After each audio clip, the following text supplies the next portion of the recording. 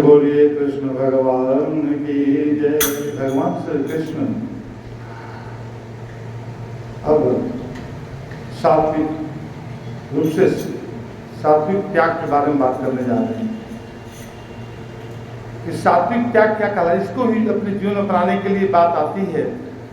जब हम परमार्थ मार्ग में चलते हैं तो हमें सात्विक त्याग को जब तक से नहीं समझेंगे, जब तक से वो हमारे मन में बसेगा नहीं, तब तक से ऐसे क्षण आने के बाद में हम नहीं समझ पाते हैं कि सात्विक त्याग क्या है। तो इसलिए उसको हम जीवन अपना कर चलते हैं। चलने के लिए इसको समझना बहुत जरूरी है। तो आगे बता रहे हैं, कहते हैं कि कर्म योगी अपने कर्तव्य कर्म रूप स्वधर्म का पालन, कर्म में आसक्ति एवं फलाकांक्षा का त्याग करके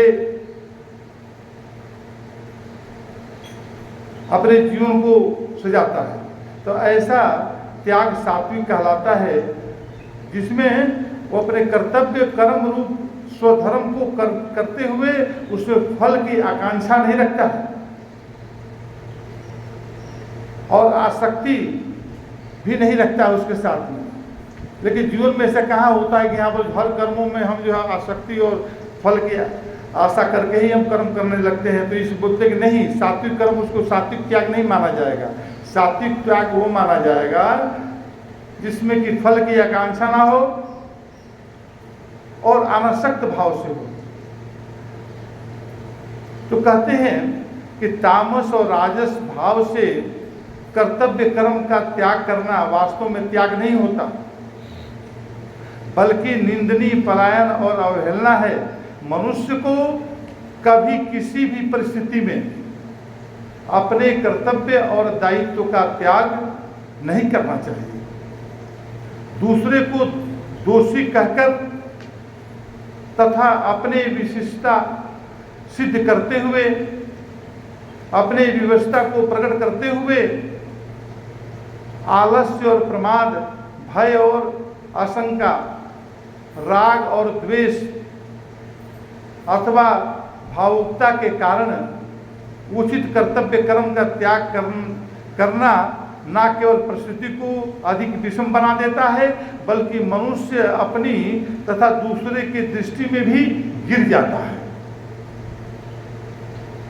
तो यहाँ पर ये बात को बहुत बारीकी से देखना है, समझना है कि निष्काम भाव से मृत्यु पर्यंत प्रवाह पतित अर्थात मार्ग में आए हुए कर्तव्य कर्म को करते रहना कर्मयोग का सार तत्व है तथा भगवत प्राप्ति का सर्वोपरि उपाय है।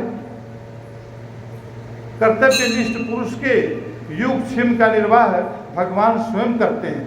कहते हैं कि मनुष्य अपने कर्तव्यनिष्ठ यदि बन जाता है तो उसका योगक्षेम भगवान स्वयं उसको संभालते हैं।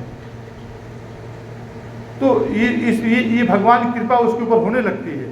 तो आध्यात्मिक दृष्टिकोण मनुष्य के चेतना स्तर एवं मनोबल को ऊंचा उठा देता है। यदि मनुष्य किसी कारण किम कर्तव्य मूढ़ होकर हो तो उसे अपने अंतःकरण के गंभीर ध्वनि को ही प्रभु की वाणी आदेश अथवा ईश्वरीय प्रेरणा मानकर उसका उत्साहपूर्वक अनुसरण करना चाहिए। कर्तव्यनिष्ठ पुरुष कभी आत्मग्लानि से ग्रस्त नहीं होता, कभी उसको आत्मग्लानि ग्रसित नहीं करती। उसे अत्यंत दुर्लभ आत्मसंतोष की प्राप्ति होती है। तो निष्काम कर्मानुष्ठान ही कर्मयोग है।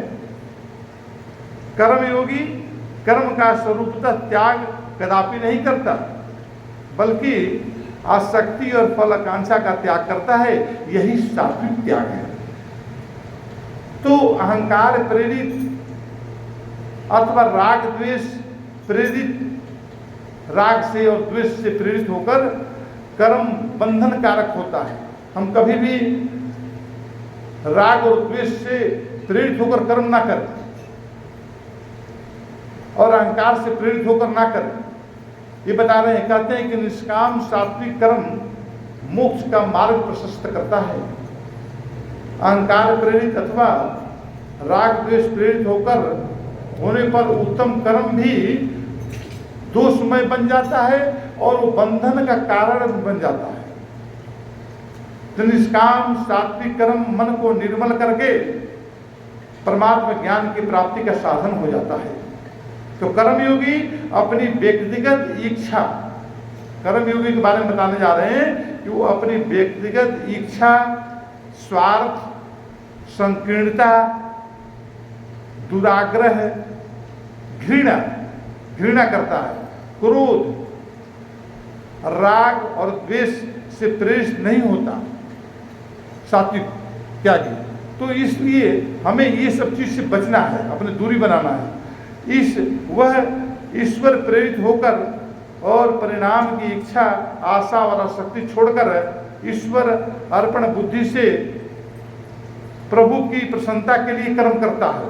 वो अपने लिए नहीं जीता है, वो प्रभु की प्रसन्नता के लिए, प्रभु के लिए जीता है। वह सदैव सम रहता है, संतुलित रहता है और शांत रहता है। ऐसा कर्म ईश्वरी होता है और उसमें अनंत शक्ति होती है। तो निष्काम कर्म से ही व्यक्ति और समाज का कल्याण होता है। जब तक से निष्काम कर्म नहीं करेंगे तब तक से किसी समाज और व्यक्ति कल्याण नहीं होता है। तो परमेश्वर स्वयं ऐसे कर्मयोगी की सुरक्षा करता है जो अपनी समस्त चिंता उस पर छोड़कर कर्तव्य पथ पर डटा रहता है। निष्काम कर्तव्यनिष्ठ का ग्रहण ही कर्मयोग के सारभूत तत्व हैं। जो संसार में जो बड़े बड़े उपकार के कार्य कर रहे हैं व्यक्ति, जो अपना करोड़ों में लाखों में अपने धन को व्यय करते हैं, अपने धन को, अपने मन को जो है उसमें लगा के चलते हैं, अपने तन को उसके में समर्पित करते हैं, तो क्या वो जो है उससे उसका फल जो है परमात्मा जो है उसको वर्ण करता है, उसकी रक्षा करता है, सुरक्षा करता है। और इंसान, सामान्य इंसान ये सोचता है कि ये करने से हम तो बर्बाद हो जाएंगे, लेकिन नहीं, कभी भी जो है शुभ काम करने से मनुष्य का कभी जो है बर्बादी नहीं होती है, पतन नहीं होता है, उसका जीवन का उद्धार और विकास ही होता रहता है। आगे बता रहे हैं।